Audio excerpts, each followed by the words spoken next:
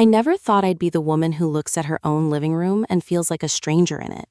But that's exactly what happened 3 months ago.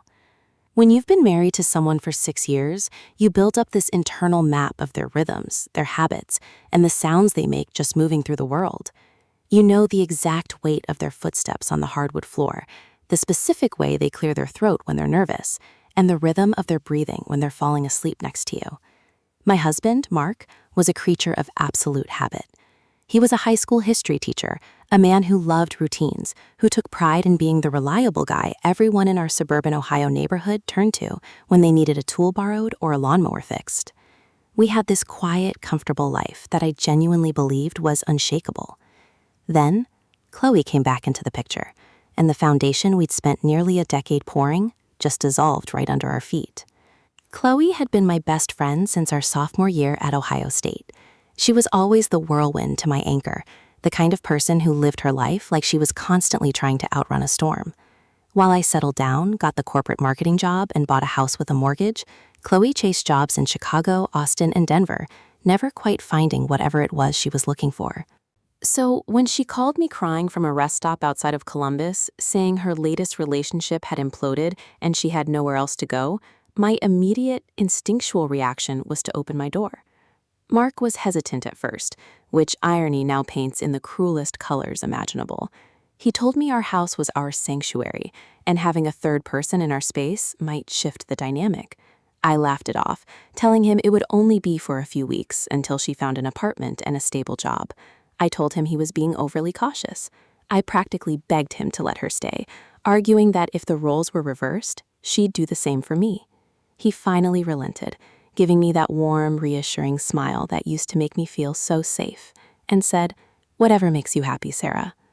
The first couple of weeks were fine, even fun in a nostalgic kind of way. It felt a bit like a college dorm. Chloe slept on our massive plush sectional sofa in the basement living room, but she spent most of her evenings upstairs with us. We'd open a bottle of wine, order takeout from the Thai place down the street, and talk about old times. Mark was polite, though a little reserved, which was typical for him around people he didn't know incredibly well. But gradually, the boundaries started to blur in that slow, insidious way that you only recognize when you're looking backward, through the lens of heartbreak. Chloe started coming upstairs in the mornings wearing nothing but one of Mark's oversized college t-shirts that she'd found in the laundry room. She'd laugh and say she forgot to pack enough sleepwear, and I didn't think twice about it because she was my best friend and Mark was my husband. They were two separate compartments of my life, and the idea of them intersecting in any malicious way was so far outside the realm of possibility that it didn't even cross my mind. Then Mark's behavior started to subtly shift. He began staying up later, claiming he had essays to grade or lesson plans to finish for his AP classes. I'd go to bed around 10, exhausted from my own corporate grind, leaving him downstairs at the kitchen island. A few times I woke up in the middle of the night to use the restroom and heard muted laughter coming from the main floor. When I went out to look, they'd be sitting at the counter, Mark with his laptop open and Chloe leaning over his shoulder, pointing at something on the screen. "Just helping Mark format his digital quizzes," Chloe would whisper with a bright, innocent smile. Mark would just nod, his face slightly flushed in the dim light of the pendant lamps. I felt a passing twinge of something, not jealousy, just a strange sense of exclusion. But I brushed it away. I trusted them completely. I was proud of how well my husband was treating my friend. I thought I was the luckiest woman in the world to have a partner who accepted my baggage so gracefully. The turning point came during the third week of June. It was a scorching Friday, the kind of heavy, humid Midwestern summer day where the air feels thick enough to chew. My company was hosting a regional marketing summit in Cincinnati, which was about a 2-hour drive from our suburb. The schedule was brutal, and I was fully prepared to stay overnight at the Hilton downtown, as my company had already booked and paid for the room. I told Mark on Thursday night that I wouldn't be back until Saturday afternoon. I remember he hugged me tightly by the garage door before I left, kissing the top of my head and telling me to drive safely. Chloe was still asleep downstairs, or so I thought. Looking back, the memory of that hug makes my stomach turn because it felt so normal, so routine, so utterly devoid of the guilt that should have been eating him alive. The summit went well, But by the time 7 o'clock Friday evening rolled around, the thought of sitting alone in a sterile hotel room eating room service felt incredibly depressing. The networking mixer was winding down, and all I could think about was my own bed, my husband, and the comfort of my home. I decided to skip the late-night drinks with the vendors, checked out of my hotel room early, and got into my SUV. I didn't call Mark to tell him I was coming home. I wanted to surprise him. I imagined walking in, finding him watching a baseball game on the couch, and seeing his face light up when he realized I was back early. I even stopped at a gourmet market on the way out of the city to pick up a bottle of that expensive bourbon he liked and some high-end steaks we could grill over the weekend. I was driving up I-71 with the windows down, music playing, feeling this incredible surge of love and gratitude for the life we had built together. I was so blind. I pulled into our neighborhood just after 9:30. The street was quiet, the houses glowing with the soft blue light of television screens through living room windows. As I turned down our driveway, I noticed that the lights in the house were mostly dim, except for the warm glow coming from the kitchen and the master bedroom upstairs. Mark's sedan was parked in its usual spot, and Chloe's beat-up sedan was parked on the street. Nothing looked out of place, nothing looked wrong. I parked, grabbed my overnight bag and the grocery sack from the passenger seat, and walked up to the front door. I used my key, turning it softly so I wouldn't startle them if they were watching a movie. When I stepped inside, the first thing that hit me was the silence. The house was dead quiet, save for the low hum of the central air conditioning. But there was a strange energy in the air, that heavy, palpable stillness that tells you you've walked into a room where something has just happened or is currently happening. I set my bags down quietly on the entryway bench. The kitchen counter was cluttered with 2 empty wine glasses and a half-eaten charcuterie board that I had bought earlier that week. A pair of Chloe's denim shorts was discarded on the bottom step of the staircase leading upstairs. My heart did a strange sudden flip in my chest. A cold drop of sweat rolled down my spine. I told myself to stop being crazy. I told myself she probably just changed into sweatpants and left her clothes on the stairs because she was messy. That was Chloe's brand, chaotic and untidy. But as I walked up the stairs, my boots making no sound on the carpet runner, my chest began to tighten. The bedroom door at the end of the hall was ajar, a sliver of golden light spilling out onto the dark hallway floor. And then I heard it, a sound that didn't belong in my house, a sound that ripped through the quiet evening and shattered every single thing I thought I knew about my life. It was a low, muffled laugh, followed by the unmistakable rhythmic creak of our mattress. My feet froze, glued to the carpet runner just outside the door. Every instinct in my body screamed at me to turn around, to run back down the stairs, to get into my car and drive away until the world made sense again. But my hands were already moving, trembling violently as I pushed the door open the rest of the way. The golden light from the bedside lamp hit my eyes, and for a fraction of a second, my brain refused to process the image in front of me. It was like looking at a horrific car crash. You see the twisted metal and the shattered glass, but your mind tries to piece it back together into a whole car because the reality is too devastating to accept. Mark was on the bed, his back to the door, and Chloe was underneath him, her hands tangled in his hair. Her eyes were closed, a small, satisfied smile playing on her lips, the exact same smile she used to give me when she'd pull off a successful prank back in college. The sheer normalcy of the setting made the betrayal 1,000 times worse. This was our bedroom. This was the bed we'd picked out together at a local furniture store after spending 3 weekends arguing over memory foam versus traditional springs. These were the sheets I had washed and folded just 2 days prior. The air in the room smelled faintly of her heavy vanilla perfume mixed with the scent of his skin, an overwhelming combination that instantly made me want to gag. I didn't scream. I didn't cry. The shock was so absolute that it bypassed all emotional expressions and settled into a cold, suffocating weight right in the center of my throat. I just stood there, holding the doorframe to keep my knees from buckling. It felt like minutes, though it could have only been a few seconds, before Chloe's eyes flew open. The smile vanished from her face instantly, replaced by a look of sheer, unadulterated terror. She froze, her body going completely rigid under him, and that sudden shift made Mark stop. He murmured something low and intimate into her neck, a tone he hadn't used with me in months, before he finally turned his head to see what had caused her to freeze. When his eyes met mine, the color drained from his face so fast, I thought he might faint. He scrambled backward, nearly falling off the opposite side of the bed, dragging the top sheet with him in a desperate, pathetic attempt to cover himself. Chloe pulled the quilt up to her chin, staring at me with wide, panicked eyes, her chest heaving. The silence that followed was heavy, suffocating, and entirely deafening. The only sound was the low hum of the air conditioner vent above us, blowing cold air across a room that suddenly felt like the coldest place on earth. "Sarah," Mark choked out, his voice cracking on my name. He looked small. The confident, reliable, loving husband I had known for 6 years had vanished, replaced by a trembling stranger caught in the ugliest, most cowardly lie imaginable. "Sarah, oh my God, it's not... Let me explain, please, just let me explain." "Explain what, Mark?" My voice didn't sound like mine.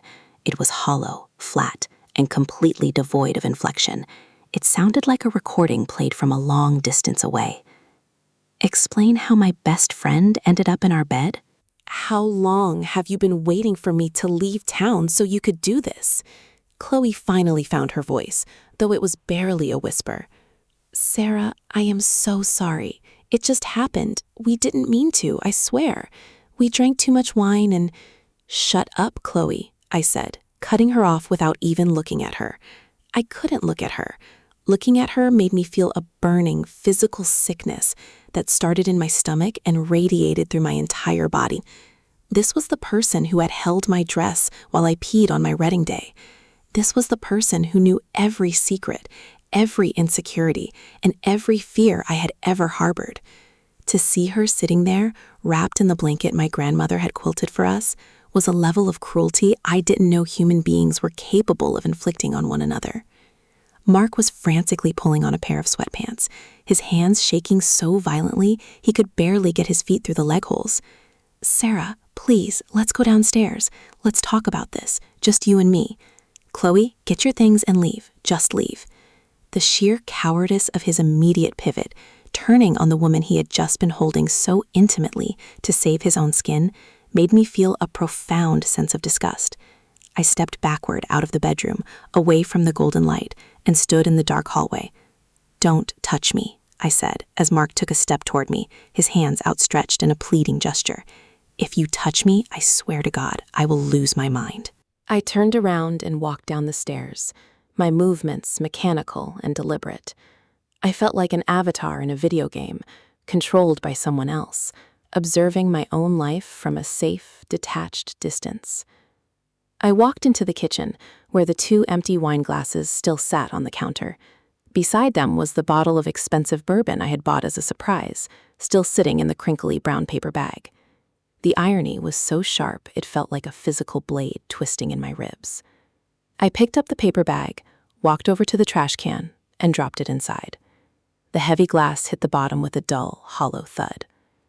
Behind me, I heard the hurried scuffle of footsteps upstairs, followed by Chloe running down the steps. She had thrown on her shorts and a wrinkled t-shirt, her hair a wild, messy bird's nest around her face.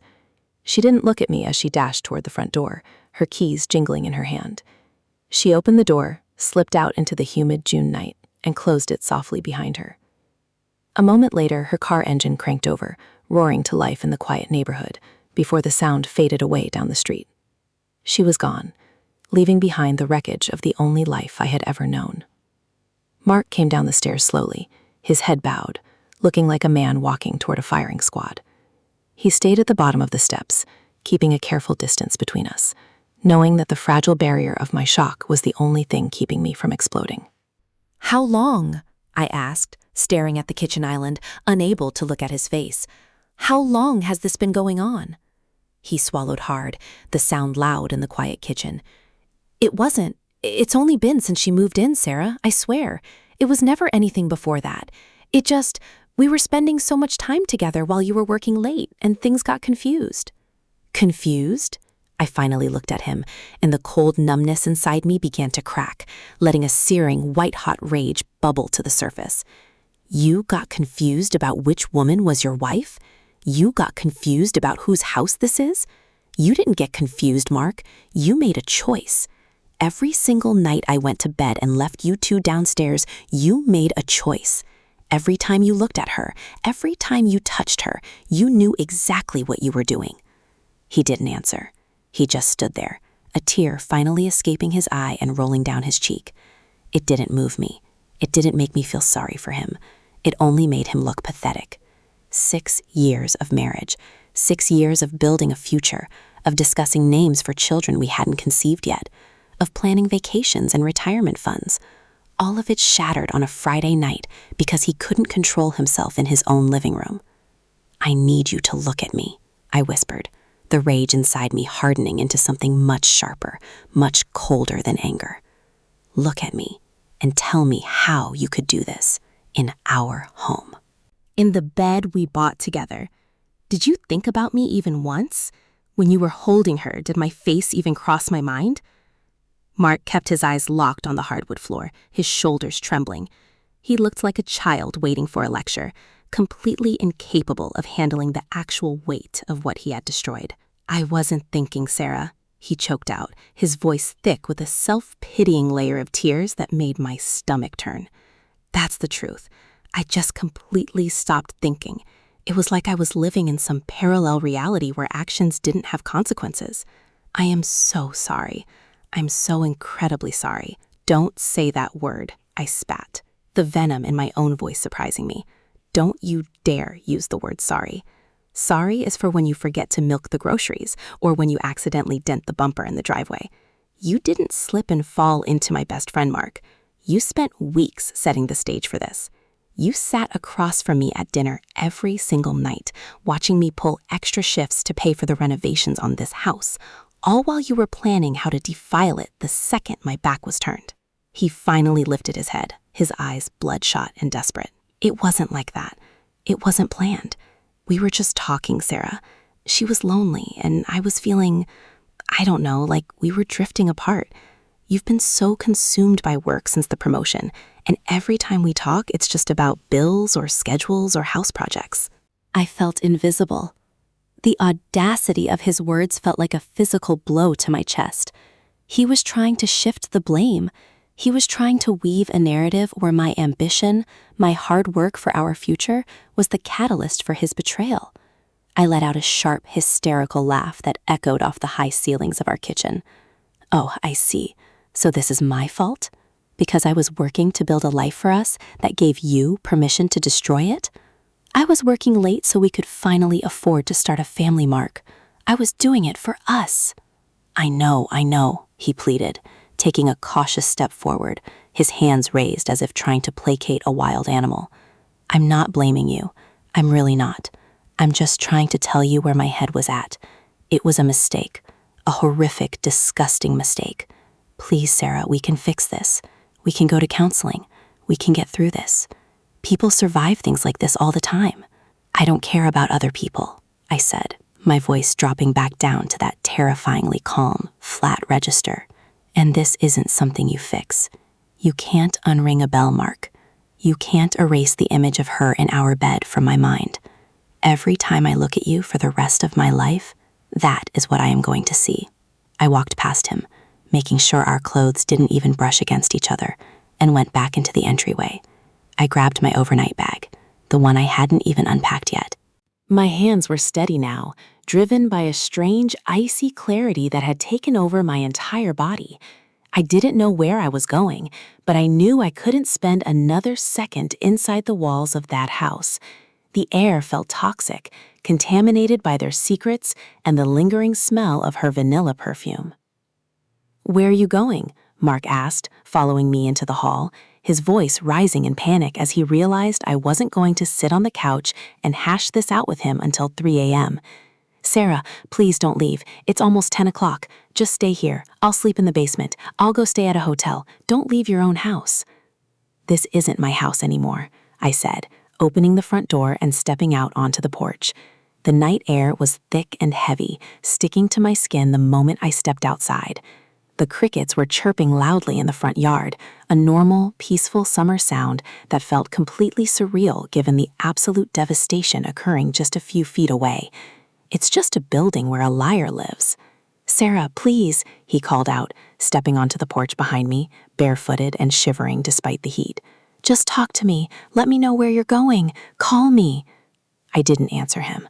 I walked down the driveway, threw my bag into the back seat of my SUV, and climbed into the driver's seat. My hands shook so hard I could barely guide the key into the ignition, but once the engine roared to life, a sense of grim determination settled over me. I backed out of the driveway without looking at him, leaving him standing beneath the amber glow of the porch light, a small, pathetic figure shrinking in my rearview mirror. I drove aimlessly for the first 20 minutes, tears finally blinding my vision. I had to pull over into the parking lot of an abandoned strip mall just to breathe. The sob came from somewhere deep inside my chest, a primal, tearing sound that rattled my throat. I cried until my eyes burned and my stomach ached, gripping steering wheels so tightly my knuckles turned white. The betrayal wasn't just a clean break. It was a million tiny fractures spreading through every single memory I had of the last 6 years. Was he thinking about her when we went out for our anniversary last week? Was he texting her while I was in the shower? How many times had they laughed at me behind my back while I was making them dinner? When the crying finally stopped, a profound, hollow emptiness took its place. I wiped my face with the back of my hand, checked the dashboard clock, and realized it was past 10:30. I couldn't go back to the Cincinnati Hilton. The thought of driving 2 hours back down the highway in this state felt dangerous.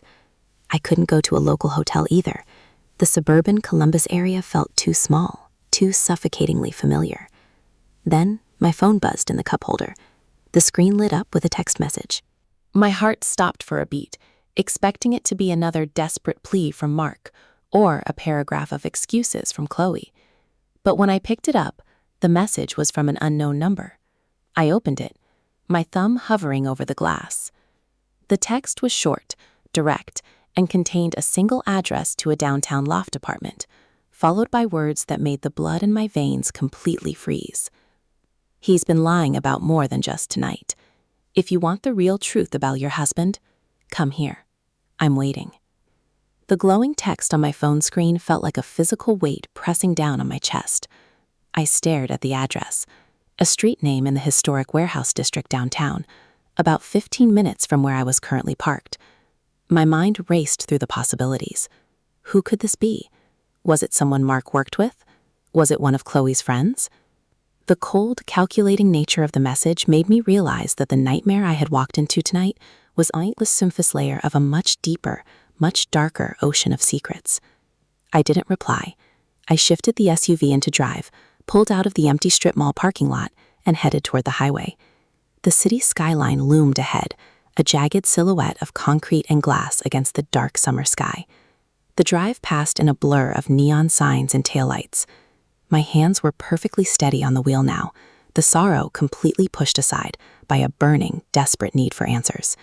I didn't reply. I shifted the SUV into drive, pulled out of the empty strip mall parking lot, and headed toward the highway. The city skyline loomed ahead, a jagged silhouette of concrete and glass against the dark summer sky. The drive passed in a blur of neon signs and taillights. My hands were perfectly steady on the wheel now, the sorrow completely pushed aside by a burning, desperate need for answers. I needed to know exactly how much of my life had been a lie. I parked along the curb of a cobblestone street lined with converted brick factories. The building was a massive 5-story industrial loft with rusted iron fire escapes creeping up its facade. I walked up to the heavy glass entrance, my heart hammering against my ribs like a trapped bird. I dialed the apartment number into the intercom system. Before the buzzer could even ring, the heavy deadbolt clicked open with a loud, echoey snap. Someone was watching for me. I took the industrial elevator to the 4th floor. The hallway smelled of old timber and expensive floor wax. I walked down the corridor until I found the brass numbers matching the text message. The door was already cracked open an inch, casting a thin line of warm light across the concrete floor. I took a deep breath, pushed the door open, and stepped inside. The apartment was sprawling, with high ceilings, exposed brick walls, and massive windows overlooking the city lights. Sitting on a leather sofa in the center of the room, holding a glass of amber liquid, was David. David was Mark's closest friend from college, a guy who had been in our wedding party, a guy who spent almost every major football weekend at our house. But he wasn't looking at me with the usual easygoing, friendly expression he always wore. His face was etched with a deep, somber gravity. "Sarah," David said softly, setting his glass down on the coffee table. He stood up, but he didn't try to approach me, keeping a respectful distance. "I'm so sorry I had to bring you here like this, but when I heard you left the house, I knew it was time." "How did you know I left the house, David?" My voice was sharp, a weapon honed by the betrayal of the night. "What is going on here? Why did you send me that text?" David took a deep breath, running a hand through his hair. He walked over to a heavy wooden desk near the window, picked up a thick manila folder, and held it out toward me. "Because Mark isn't the man you think he is, Sarah. And this thing with Chloe, it didn't start 3 weeks ago when she crashed on your couch." My breath hitched in my throat. I stepped forward, my fingers trembling as I took the folder from his hands. I opened it under the dim light of the desk lamp. Inside were pages of printed cell phone logs, bank statements with highlighted transactions dating back over a year, and screenshots of message threads that made my stomach completely drop. "Mark told me they got confused because she moved in," I whispered, the words choking me. "Chloe didn't lose her apartment in Austin, Sarah," David said, his voice dropping to a painful, quiet register. "Mark paid her breaking lease fee 14 months ago. He's been paying the rent on a small studio apartment across town for her since last summer. The whole rest stop call was a setup." They planned her moving into your house because Mark wanted her closer, and he wanted to see if he could pull it off right under your nose. I stared at the bank statements. There were multiple charges for high-end boutique hotels downtown, expensive dinners at restaurants I had always wanted to try, but that Mark claimed were outside our budget, and jewelry purchases from stores I had never entered. All of it occurred while I was working 60-hour weeks, believing I was sacrificing for our collective future. He hadn't just cheated on me tonight. He had been funding an entirely separate, parallel life with my best friend using our joint savings account. "Why are you showing me this now, David?" I asked, looking up at him through a veil of hot, bitter tears. "You're his best friend. You've known this for a year?" David looked away, his jaw tightening. "I didn't know the extent of it until a month ago, when Mark asked me to lie for him about a weekend trip he supposedly took with me. I started looking into things because I couldn't stomach what he was doing to you. You didn't deserve this, Sarah. You've been the anchor for everyone, and he's been treating your life like a game." The sheer weight of the truth settled over me, crushing the last remaining fragments of the woman I had been when I woke up this morning. The marriage wasn't just broken, it was an illusion. The house, the routines, the quiet suburban security, it was all a beautifully constructed stage play designed to keep me blind while they tore my life apart from the inside out.